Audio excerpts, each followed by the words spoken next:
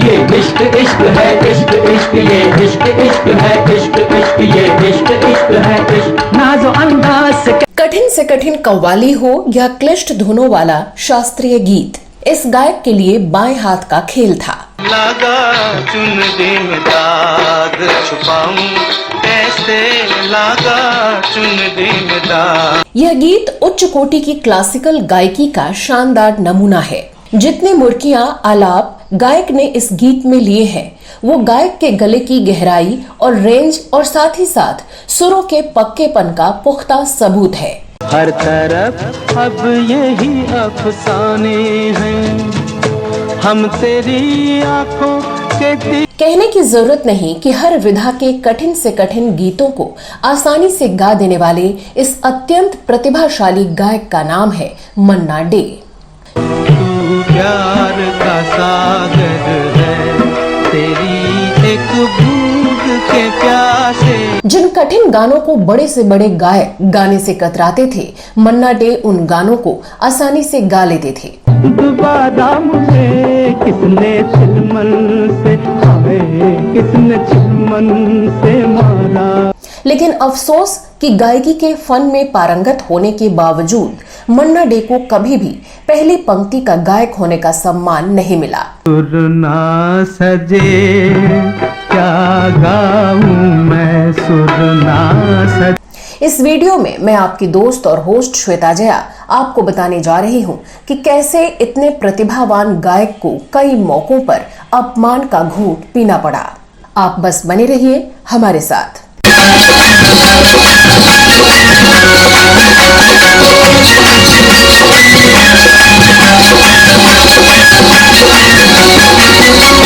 दोस्तों, जिस दौर में मन्ना डे की गायकी उरूज पर थी, वो एक अजीब दौर था। हर प्रमुख संगीतकार का कोई न कोई प्रिय गायक हुआ करता था। मोहम्मद रफी, किशोर कुमार और मुकेश जैसे लेजेंडरी गायकों के रहते मन्ना डे के हिस्से वही गाने आए जो किसी साइड हीरो, कॉमेडियन, साधु, भिखारी वगैरह पर फिल्माए जाने हों। लेकिन इसके बावजूद आज कई गाने महज उनकी गायकी की वजह से सुने जाते हैं, बगैर इस बात को याद भी किए कि किस पर फिल्माए गए थे। कोई किसी का नहीं ये झूठे नाते हैं नाते। मन्ना डे की गायकी किस स्तर पर थी, इसका अंदाजा आप इसी बात से लगा सकते हैं कि गायकी के सरताज माने जाने वाले मोहम्मद रफी खुद मन्ना डे के दीवाने थे।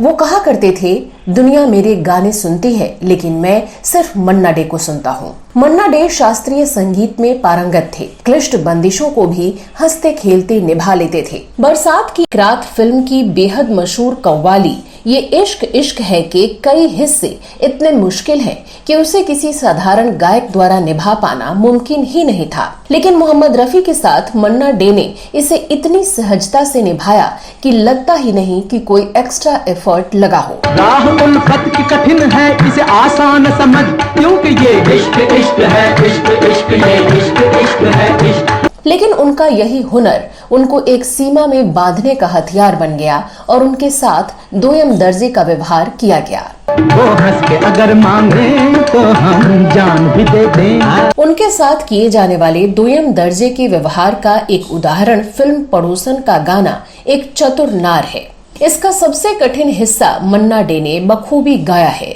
जिसे महमूद पर फिल्माया गया। चतुर नार करके सिंगार, मेरे मन के द्वार ये घुसत जात हम। जिनकी किशोर कुमार की आवाज में गा रहे सुनील दत्त से जुगलबंदी होती है और अंत में वो हार जाते हैं। ये महमूद ही नहीं, मन्ना डे की हार थी।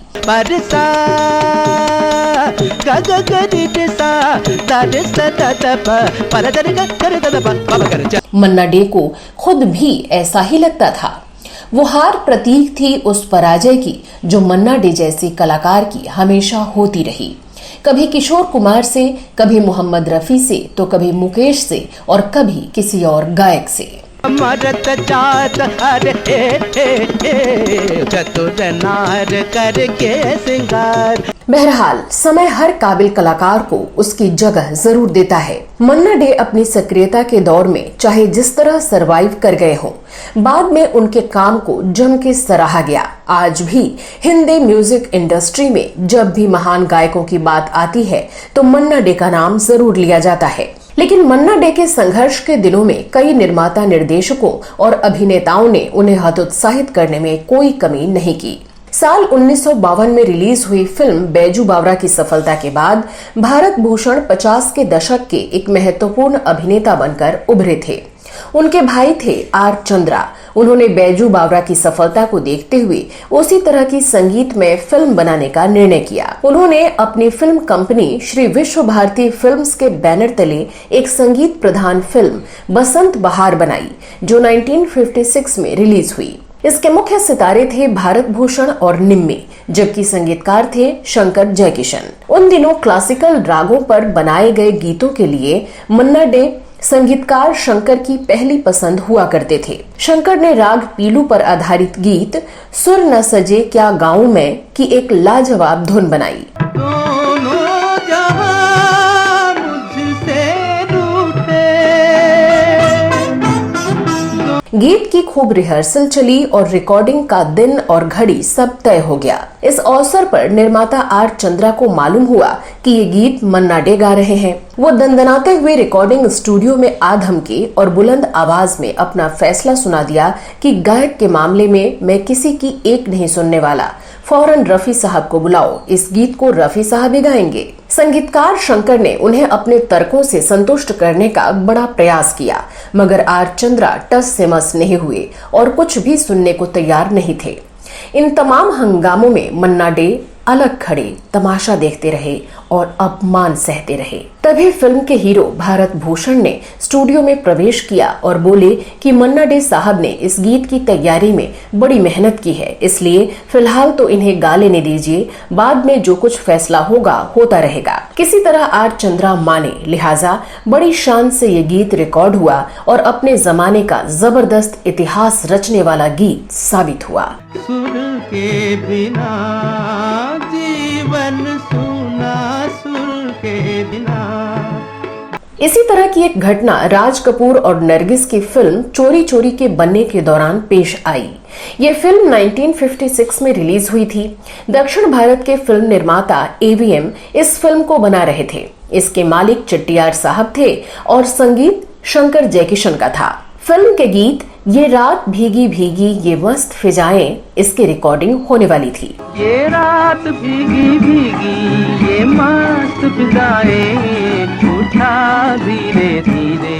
चट्टियार साहब रिकॉर्डिंग देखने के लिए उसी दिन हवाई जहाज से मुंबई आए और एयरपोर्ट से सीधे स्टूडियो में आन पहुंचे।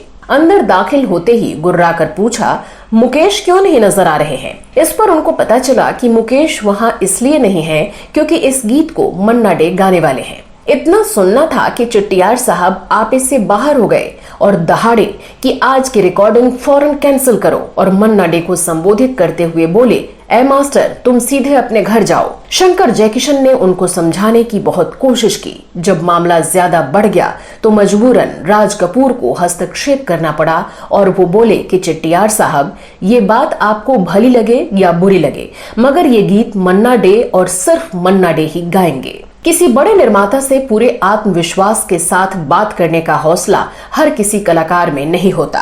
राज कपूर जैसे अभिनेताओं में ये हौसला था।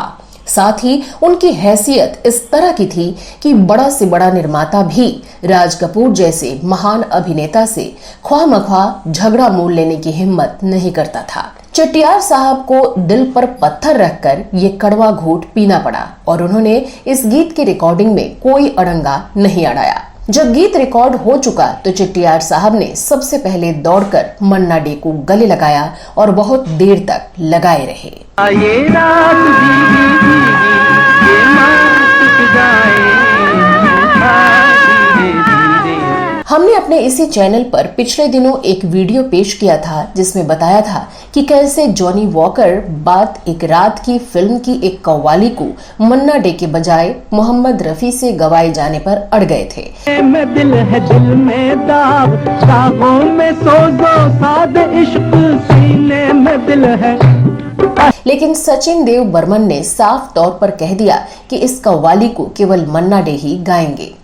उस वीडियो को आप यहां ऊपर आई बटन पर क्लिक करके देख सकते हैं। तो दोस्तों, आप इस बारे में क्या कहना चाहते हैं? ऐसी किसी और घटना की जानकारी आपके पास हो तो कमेंट बॉक्स में विस्तार से लिखें।